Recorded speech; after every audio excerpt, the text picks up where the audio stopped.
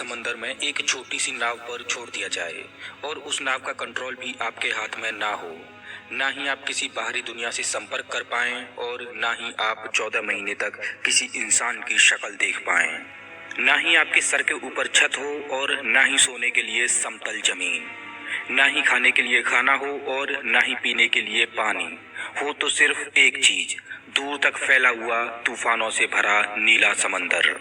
कैसे सरवाइव कर पाओगे आप, और क्या आप इन भीषण परिस्थितियों में सरवाइव कर पाओगे? इसकी कल्पना मात्र ही रोएं खड़े कर देती है कि कोई कैसे सरवाइव कर पाएगा ऐसी भीषण परिस्थितियों में। लेकिन इस वीडियो में हम जानेंगे एक ऐसे व्यक्ति के बारे में जो अनजाने में पैसिफिक ओशियन में खो गया और उसे ना चाहते हुए भी ऐसी परिस्थितियों का सामना करना पड़ा। आखिर क्या है सैल्वाडोर एल्वरंगा की कहानी?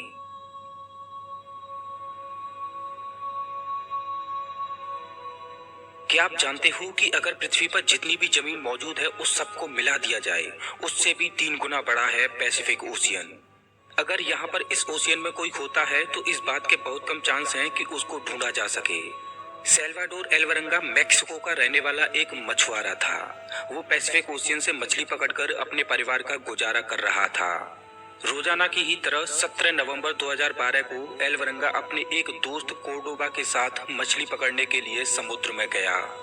जिस बोट में वो मछली पकड़ने जा रहे थे वो केवल 7 मीटर लंबी थी। उसके ऊपर कोई भी छत नहीं थी और ना ही उसमें कोई कमरा था। उस बोट में एक छोटा सा आइस बॉक्स था जिसमें उनको मछली पकड़ कर रखनी थी और बोट को चलाने के लिए एक छोटी सी मोटर लगी हुई थी। वो दोनों मछुआरे पहले से ही जानते थे कि समुद्र में तूफान आने वाला है, लेकिन मछली पकड़कर ज्यादा रुपए कमाने के लालच में वो फिर भी समुद्र में उतरे। उन्होंने रिस्क लिया और वो किनारे से 120 किलोमीटर दूर पैसिफिक ओशियन की ओर बढ़े। रात के 1 बजे वो दोनों तूफान की चपेट में आ गए।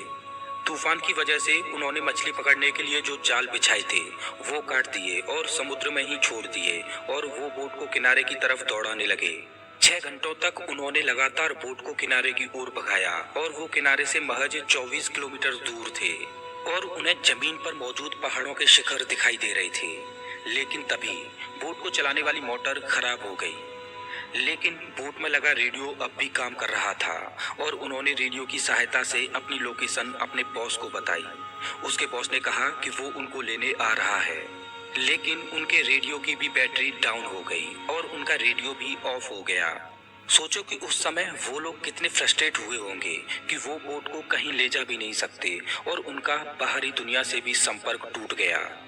जमीन नजदीक ही थी और उन्हें क्षितिज में खड़े पहाड़ नजर आ रहे थे, लेकिन विपरीत दिशा में चल रही हवा उनकी बोट को किनारे से दूर बहाने लगी और क्षितिज में दिखाई दे रहे पहाड़ धीरे धीरे गायब होने लगे और उनकी बोट गहरे समुद्र की ओर बढ़ने लगी।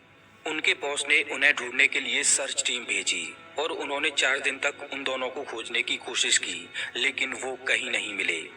हार मानकर उनके बॉस ने उन्हें ढूंढना बंद कर दिया। 5 दिनों में हवा का बहाव उन्हें किनारे से 450 किलोमीटर दूर बहा ले गया। उन दोनों के सामने चारों दिशाओं में केवल नीला समंदर था और इतने बड़े समंदर में उनकी बोट बहुत छोटी थी जिसको आसमान से ढूंढ पाना संभव नहीं था। उनके पास ना तो कोई फ्लेयर गन थी और ना ही कोई ऐसी डिवाइस थी जिससे सिग्नल भेजकर वो मदद मांग सकें। ऐसी सिचुएशन में उनका भोजन था मछलियां, कछुए और समुद्री पक्षी। उन्हें समुद्र में बहती हुई प्लास्टिक की बोतल्स मिली जिनको उन्होंने इकट्ठा किया और जब भी बारिश होती तो वो उन बोतलों में बारिश के पानी को स्टोर कर लेते। लेकिन जब बारिश नहीं होती तब उन्हें ज्यादातर कछुओं का ब्लड पीकर या खुद का यूरिन पीकर प्यास बुझानी पड़ती। सोचकर देखो कि उस समय उन दोनों को कैसा लग रहा होगा कि दिन प्रतिदिन गुजर रहे हैं और वो दोनों एक छोटे से बॉक्स में हैं और वो अपना समय काटने के लिए मछलियां पकड़ते हैं, एक दूसरे से बात करते हैं, रोते हैं, हंसते हैं और अपने घर वालों को याद करते हैं और उम्मीद करते हैं कि शायद उन्हें कोई खोज ले। ऐसे ही 4 महीने गुजर गए, लेकिन अभी तक उनको किसी ने भी नहीं खोजा। 4 महीनों बाद एल्वरंगा के दोस्त कोर्डोबा ने जीने की आस छोड़ दी और इस वजह से उसने खाना पीना भी बंद कर दिया और परिणाम स्वरूप उसका शरीर कमजोर होता गया। कोर्डोबा इतना कमजोर हो गया कि उसकी जीवन लीला ही समाप्त हो गई। ये सोचकर रोए खड़े हो जाते हैं कि उस समय क्या बीती होगी एल्वरंगा पर। उसका इकलौता साथी भी उसका साथ छोड़कर जा चुका था। अब विशाल पैसिफिक ओशियन में एल्वरंगा अकेला था। अपने दोस्त की मौत के 4 दिन बाद एलवरंगा ने भी जीने की आस खो दी और उसने सुसाइड करने की सोची, लेकिन एलवरंगा का फेथ उसको ऐसा करने की इजाजत नहीं दे रहा था।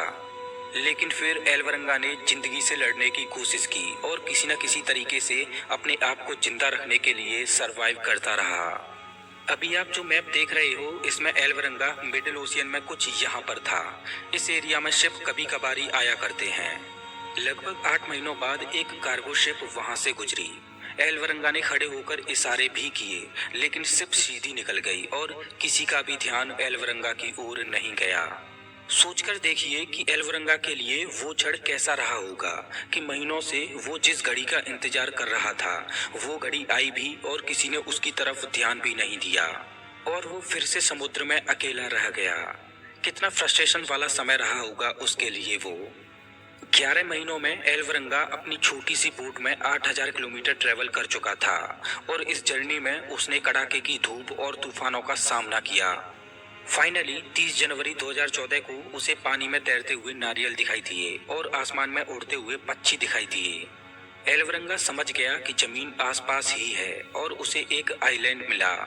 एलवरंगा ने बोट से जंप किया और तैरते हुए उस टापू पर पहुंच गया। 438 दिनों तक पानी में रहने के बाद उसे जमीन पर रहने का सौभाग्य प्राप्त हुआ। उस टापू पर उसे एक घर नजर आया और उसने घर का दरवाजा नॉक किया। ये लम्हा एलवरंगा के लिए सबसे खूबसूरत लम्हों में से एक था, जिसमें उसकी इतने महीनों बाद किसी इंसान से मुलाकात हुई। वो टापू समुद्र के बीचों बीच था। अगर वो उस टापू को भी मिस कर देता तो आगे उसको 5000 किलोमीटर के बाद ही जमीन नसीब हो पाती और उसको 240 दिन और लग जाते वहां तक पहुंचने में।